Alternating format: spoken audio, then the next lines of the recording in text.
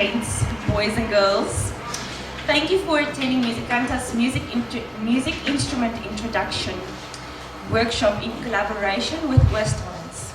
Westlands is our go-to music instrument shop, and I personally have been shopping from them since 2001, when there was still a small music instrument shop in the Colonnade Mall. We wanted to thank them for taking hands with us for tonight's event, as well as their excellent service and low prices over the last couple of years. For those who do not know us yet, we are a music school specializing in training students in both instruments and vocals. We are a team of 9 teachers who teach 17 different instruments, including vocals. We are located in Cineville, near the Cineville police station. Tonight we will have a short introduction to all the instruments that we teach, as well as a quick showcase of each of these instruments' sounds. These instruments will be classified in 4 main groups. We play classical instruments, and the classical instruments are grouped into 4 groups. So the first group is your strings, then we have the brass, then we have woodwinds and percussion. We will also discuss vocals a little bit tonight, but vocals does not fall into one of these categories. We hope that you enjoy this evening with us and that you learn a little bit from the workshop about different instruments and their sounds. We will now start with the strings section.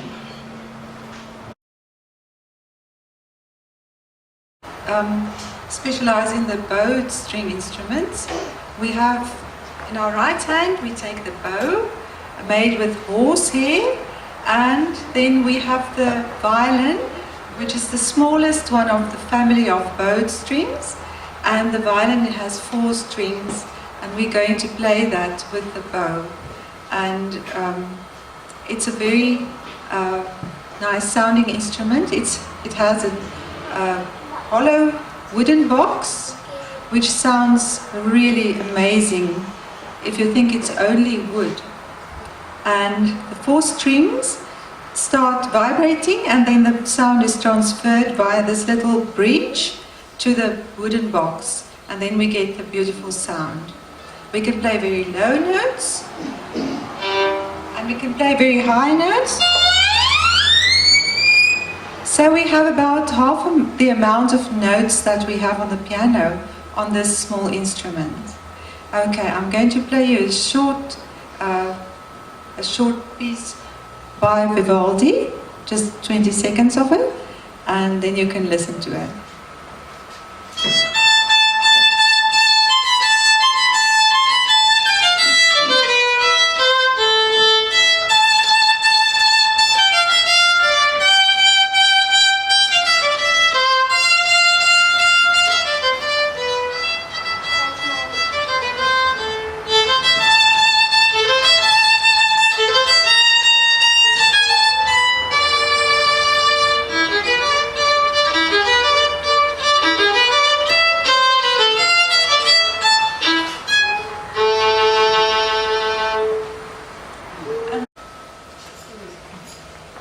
This instrument works in exactly the same way. It's just bigger, and it has a lower sound and a louder sound, and therefore we have less of them in the orchestra than we have violins, because they are louder. So it has a lowest note, which you can hear is much lower than the one on the violin. Okay, I will try to play you a very famous theme by Beethoven, and you can hear the difference in the sound between the viola and the smaller brother, the violin.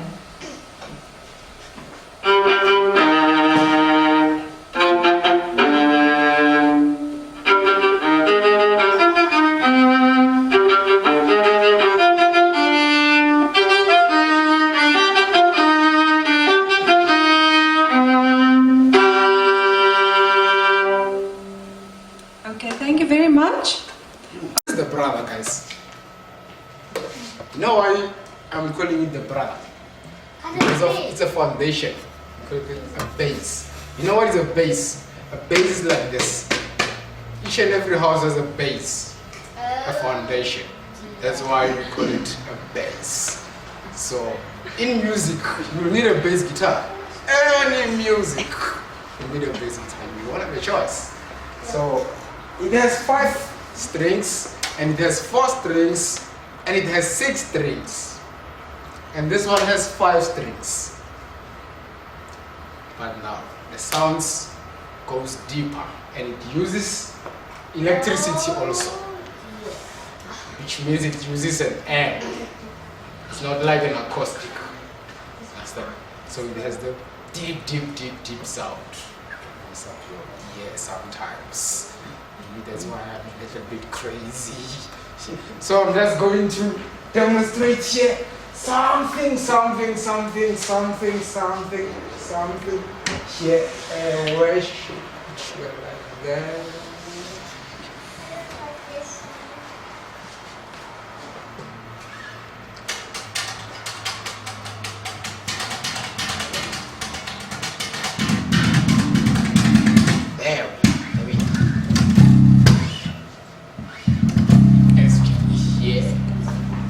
As you can hear, I'm starting with a low note.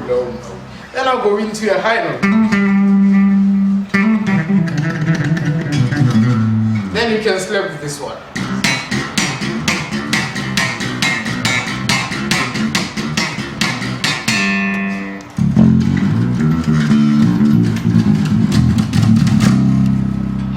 You hear the bass. It sounds so deep. So that's why we call it the bass guitar. That because of that deep sound and everything. Yes. So now I'm going to start with the acoustic guitar. It's an acoustic guitar. Why do you call it an acoustic guitar? Because of now it doesn't play in an electric on an amp. You don't need electric to play it. So you just have to play it anywhere on the streets. Bask and everything like that. If you think like, okay, let me just stand somewhere on the road and play, you can do that just like that. So the difference is this, and the difference is that one, you play it with an amp, you need an electric, and you need an amp.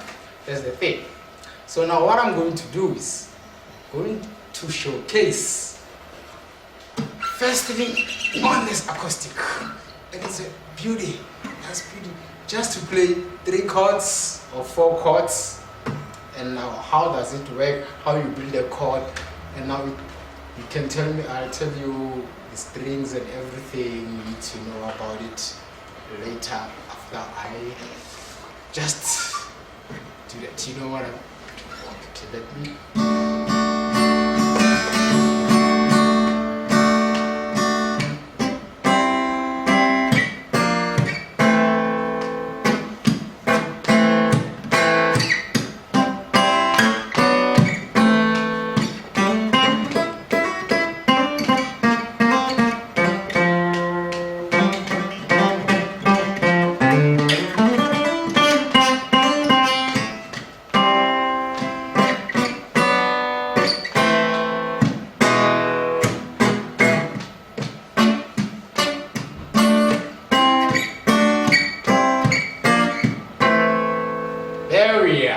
So you can do many things on this thing. So this is an electric guitar. It uses electric, which means it uses an amp. Unlike this one, it doesn't use an amp. So this one you cannot play it anywhere. Whenever you feel like you can play it. You need a stage or recording studio or something to play it. So it also has a 6th string also, like the acoustic. The difference is that it doesn't what? Doesn't have a box. Yes. So now I'm going to demonstrate for you now the difference, but they sound the same, but not necessarily the same. So I can take solos on the guitar. So this one you can't take solos, you just have to play chords. As you could hear, I was playing chords here. So here I'm just going to play just the riffs on the guitar, like solos and everything. We call it solos and everything.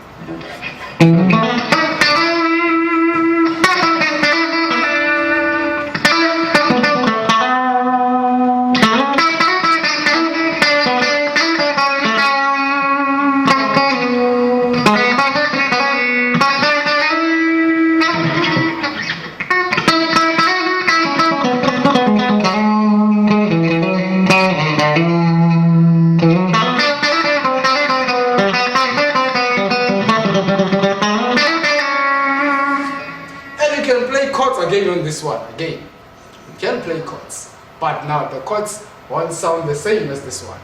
It will sound different because of now it comes from the air. Now, as you can hear, I'm going to play the very same thing that I did here, but they won't sound the same, but it's the same chords.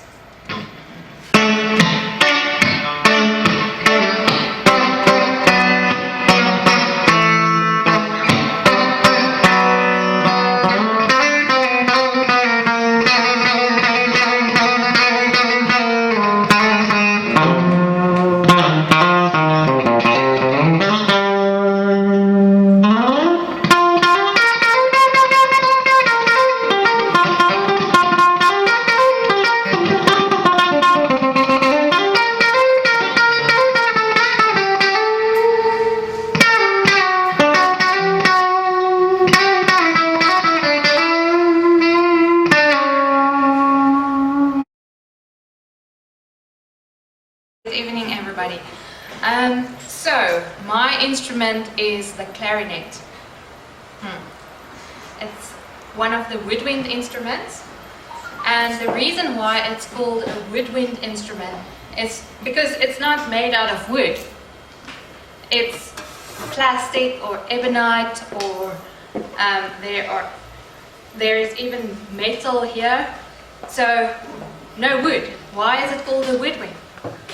So in the early days, when they developed the woodwind instrument,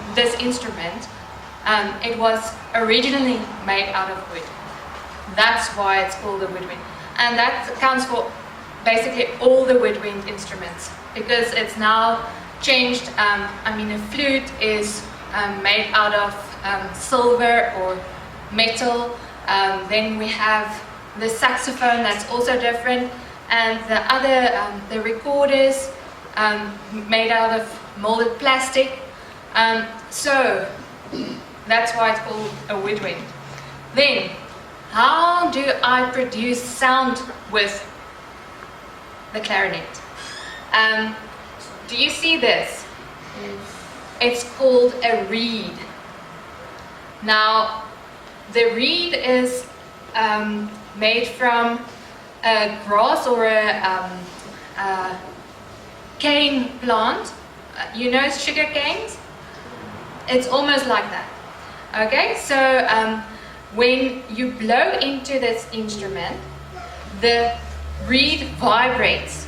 And I'm not going to go into the technical side of the sound production, because it's quite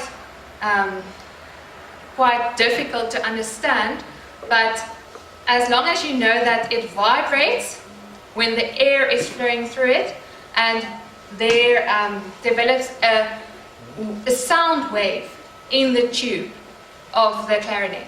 Now I'm going to play something for you, just a few notes.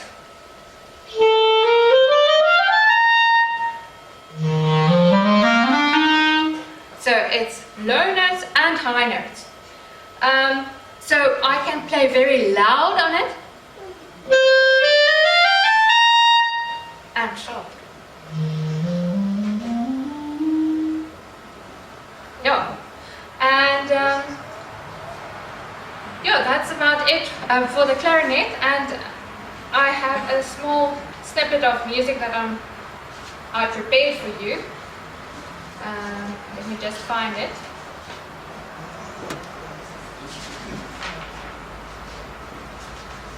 Because it's quite a long piece.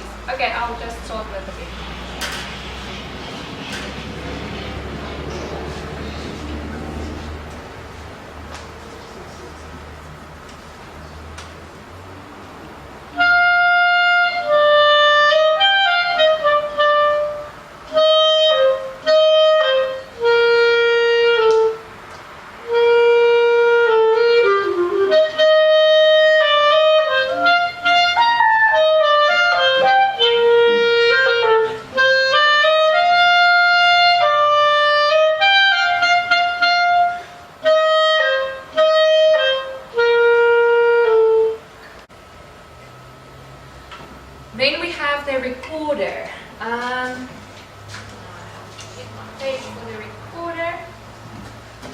Now, did you know that this instrument has a history of over 700 years? So, it's really an old instrument. Not these that are held here, but it has a great history. Okay, so what did we say? This is also a woodwind instrument, yes. So we get different recorders. From a very small one, that's about this big, this is called a sopranino. Then we have the soprano, and then we have the alto, and the tenor, and then the one that I don't have here is the bass recorder, and it's much larger. And when you start with music, some people say that you must start with a recorder because it's the easiest. Sometimes you start with it because it's the cheapest instrument that you can find. But the recorder is a very special instrument because you can do many things with this musical instrument. So when you blow into a recorder, it works almost like a whistle, the sound production. So it's also the air that goes through the mouthpiece, and it creates vibration to create sound waves, and that creates a sound. Now, something that people sometimes think is when you blow hard on this instrument, it's going to play louder. Yes, it's going to play louder, but listen what happens when I blow hard. Sounds like just a normal whistle, eh? And so when we play loud and soft, we don't work with blowing harder or blowing softer. We play longer notes or shorter notes. That's my loud and short. That's my soft. Okay, so I'll just quickly let you hear the alto recorder as well. And the tenor.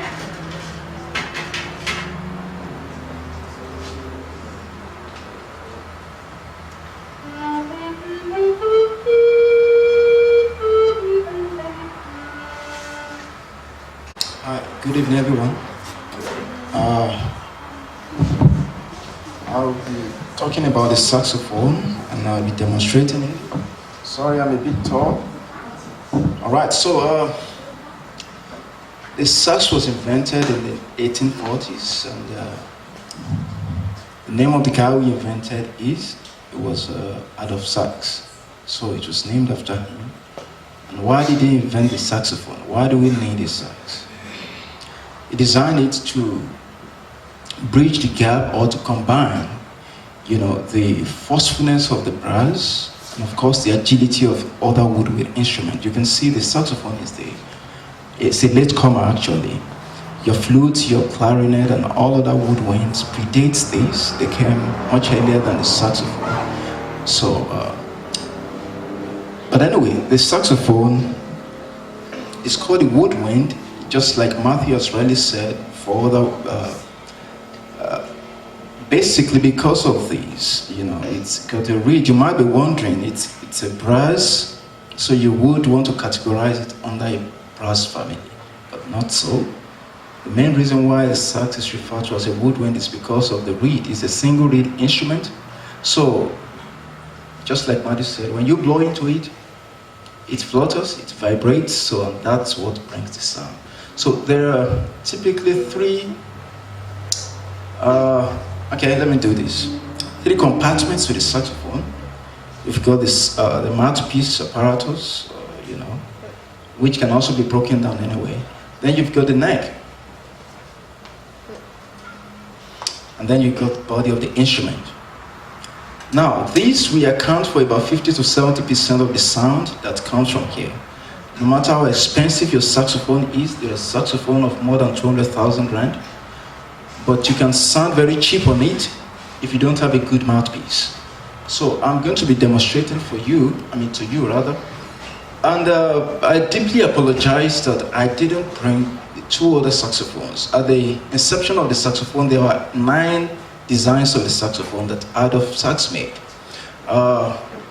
Sopranissimo, sopranino, soprano, alto, tenor.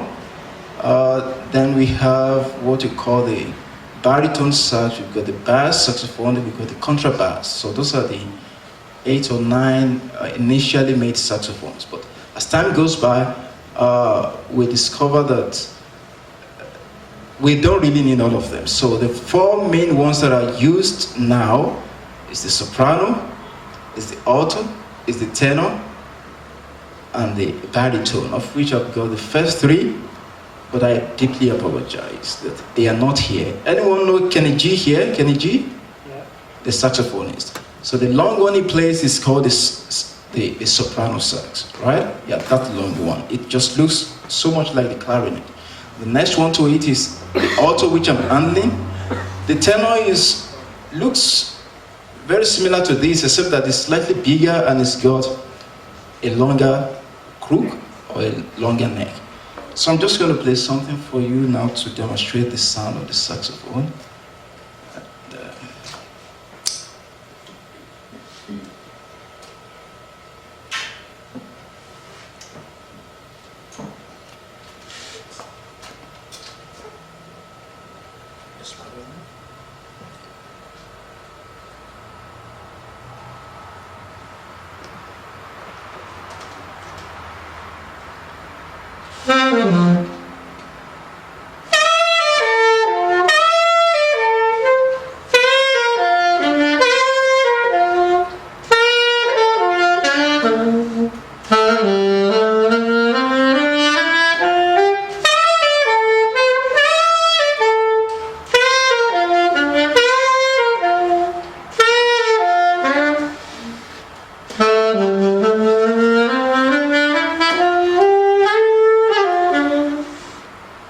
Thank you so much.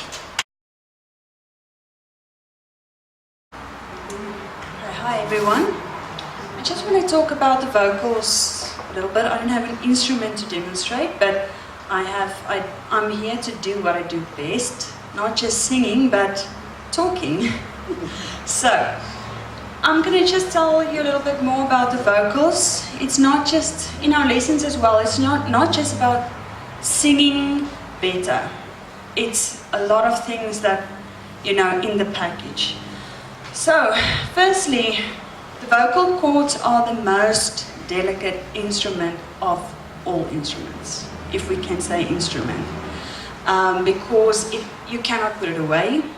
It's there all the time. You use it over and over and over through speaking, through singing. It's always there. So we have to take very good care of our vocals. Okay, and by doing that, we have to do the right warm-ups and exercises needed for our vocals. So at our lessons, we focus not just to sing better, like I said, but to develop the vocal cords to its fullest potential. Okay, so we work on our breathing exercises, which is one of the most important things in vocals, is by breathing correctly. Okay, so for breathing, we need to do it from the diaphragm. Like everyone knows, we put our hands on our diaphragm, we feel it becoming stiff with air, not here, here. Okay? So we feel it becoming stiff and it's like a tube. You inhale, exhale. So you take the tube, you pull the little button, it goes shh. That's like your vocals, like the breathing. You go. So for as long as possible, and that teaches us to go like this, the diaphragm. Okay, so that is just one aspect that we are handling in our lessons, and then we work on our pronouncing of our words, like A and E and O's and U and all of those vocals, we have to go through that. We also work on pitch.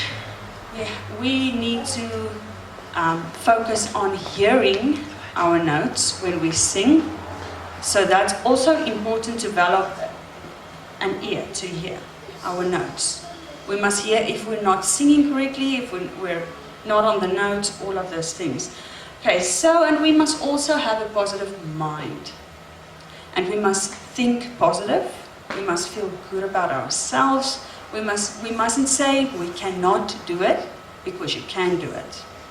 Okay, and we must also never try and be someone else. When you sing, it's your own unique identity. In your songs, what you do, we don't want another artist or singer that's copied. It's you, uniquely you. So that's also what we focus on in lessons. And your self-esteem, we want to sing with emotion. It's almost like an acting role. You live into that song. So it's a lot of aspects in singing. It's not just taking a mic and singing. So we can all actually go through a warm-up, if you all want to do that with me. Okay, so we can see who is breathing properly. Okay. So we can do the one I was already doing. You relax the shoulders. Always stand up straight. Never like this. So we don't want to squash here. So we stand up straight, relax the shoulders. Never breathe from the chest and not from here. Just from the diaphragm.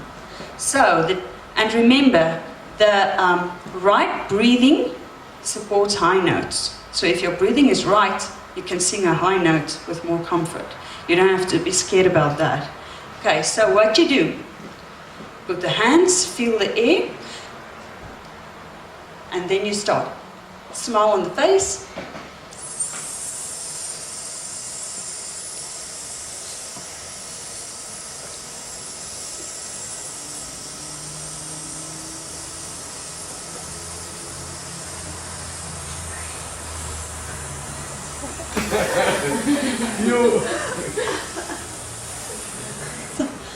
Oh, is that 20 seconds? Okay, so if there's anyone that wants to know more, I will try to answer questions.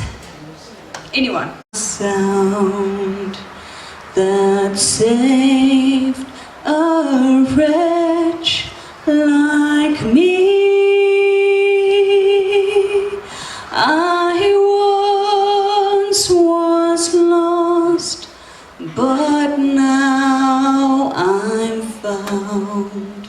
Was blind, but now I see.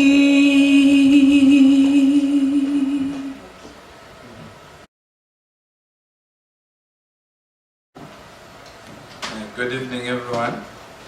My name is Comfort Sitole, and I'm going to demonstrate the brass section today. So in the brass family, we have the soprano, alto, tenor, and bass. So I'm just going to explain, play, and then we can ask later. So on the soprano section, we have a trumpet, which is like our leading part. And then we have a tenor, which is a trombone, and it uses slides. And then we have a tuba, which is a bass. And then a euphonium is an all-rounder. It plays the leading, the tenor, the bass, all the parts. So I'm going to start with a short piece, just for you to hear the sound of a trumpet.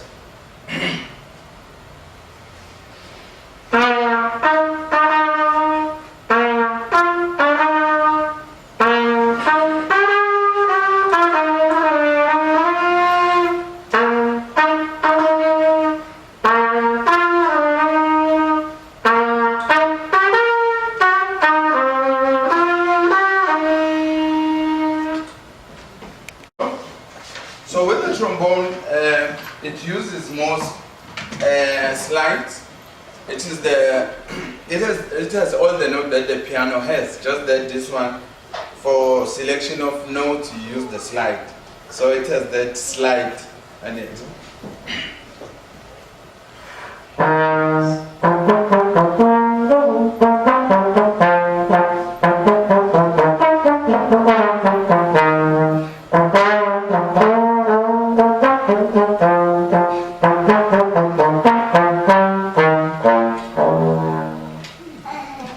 We have a euphonium.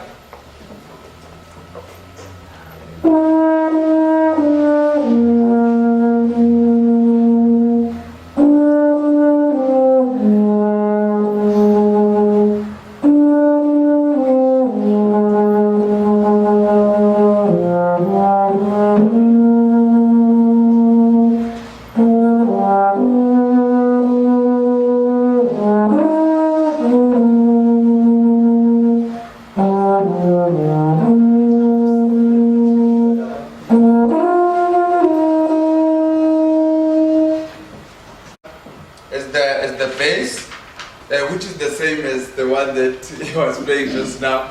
Just that this one, for your sounds or to go lower, you need pipes. So if you can notice, if the pipes are smaller, the sound is smaller as well. And then when the pipe gets bigger and bigger, so is the sound. So this one is a tuba.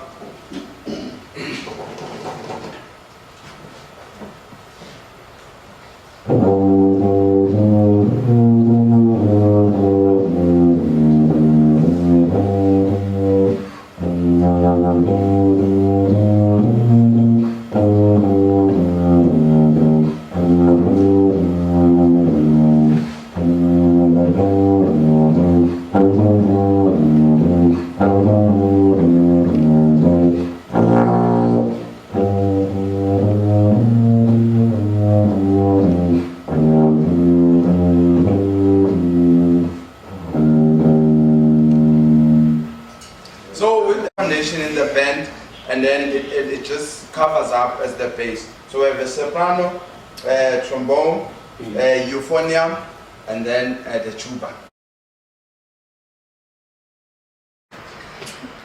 Okay, let's just start with the two different ones. We have the acoustic one, which is the loud one, and then we have the electric one, which you can put earphones on and you can play. It has a very bouncy on small mesh heads where you and rubber pads. So you have the hi-hat, snare, and the toms. 1, 2, and 4 toms. And you have a ride and crash. So you just go to the other one and then just with that sound. Now this one is a little bit more louder, and to the neighbors hate you for it. So here's the snare thing. The snare thing. 1, ride, crash, and ride. So then your bass drum as well. So you can play just to make all of these ones. You can play very softly as well. Very loud. There's other type of music you play as well. So even with the snare, you play rope shot. There's a lot of very funky drummers. There's the sounds you're basically getting as well. So between these two things, there's more when you go with sections usually. You use a crash.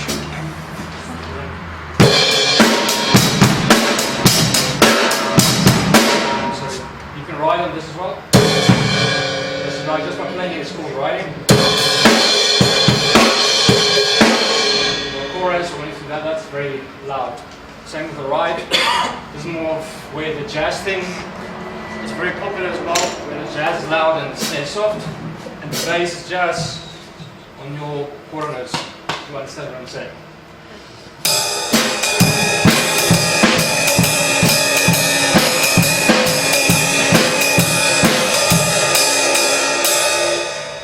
So you did get mutes. If you you guys that like acoustic like I do, you can buy mutes and put it on and you can play with it.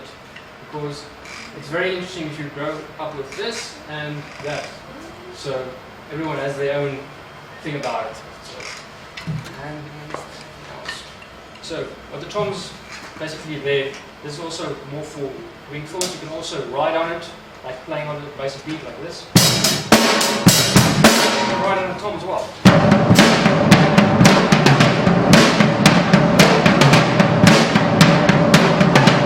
So more of a rockish type of vibe you can create as well.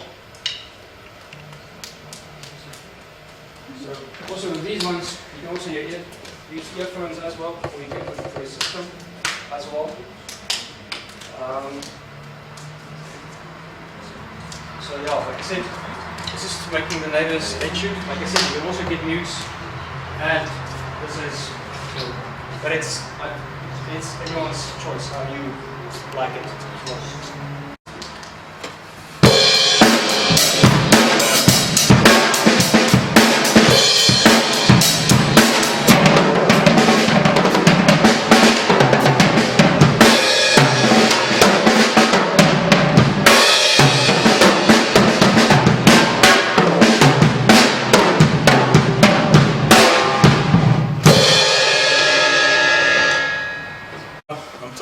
Pianos. Here's an electric piano and here's an acoustic piano. What's the difference between the two? First, the piano is referred to. Okay, let me talk about the difference between the two. The electric pianos, their sound is taken from the other piano and sampled and put in computer chips. And of course, it has to be plugged in before you can hear any sound. This is called an acoustic piano because it does not use the sound. There's a soundboard right inside which amplifies whatever you play. And of course, why is the piano referred to as a percussion instrument?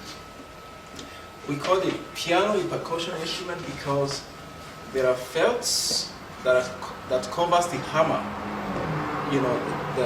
that eats the strings. So if you look right inside here, there are strings, layers of strings right from here to here. And now the hammer eats the strings, and that's how we get our sound. So we don't call it a string instrument because the hammer is done by eating the strings, not by plucking. When you take a look at the string family, the instruments in the string family, when you bow or you pluck, that's different. You don't hit, right? But look at what Vimpy was doing the other time. It was actually eating the drums, right? So the principle of percussion, you have to eat to produce the sound. That's exactly what you are doing on the piano, and that's why we don't call it a string. It doesn't belong to a string family per se. It rather belongs to a percussion family, right? So I'm just going to be demonstrating the two of them, and I need you to just listen and hear for yourself what difference there is in the electric piano and of course the acoustic piano. And I'll ask you which one do you prefer.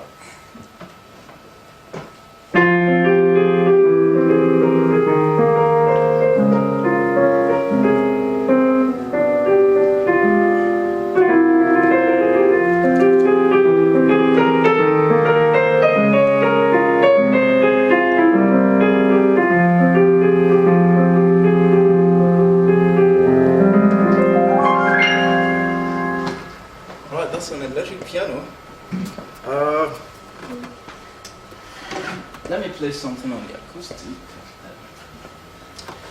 Actually, let me play the same thing, then you can compare and contrast the sound.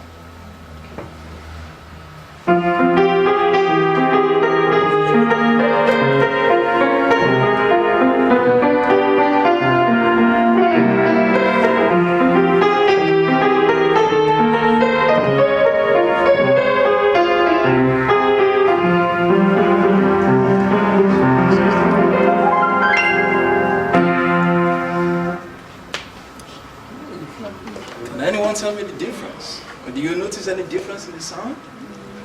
this, who can you can tell me? That one is a little bit sharp. It's a little bit sharp, right? Okay. Huh? More of an echo there. There's more of an echo, right? Because the soundboard is right here, you know. So you can play these if you have, you know, if you don't have a big apartment. The advantage of this is you can actually use a headphone or you can reduce the volume. On the piano, the only way you can reduce the volume is to play soft, right? But right here, there's a volume control here. This does not work with electricity, so you can't do that on the piano. So it's an advantage or a disadvantage. I personally prefer this. There's no piano. Most pianists prefer the acoustic piano because of the richness of the sound of the acoustic piano. You know,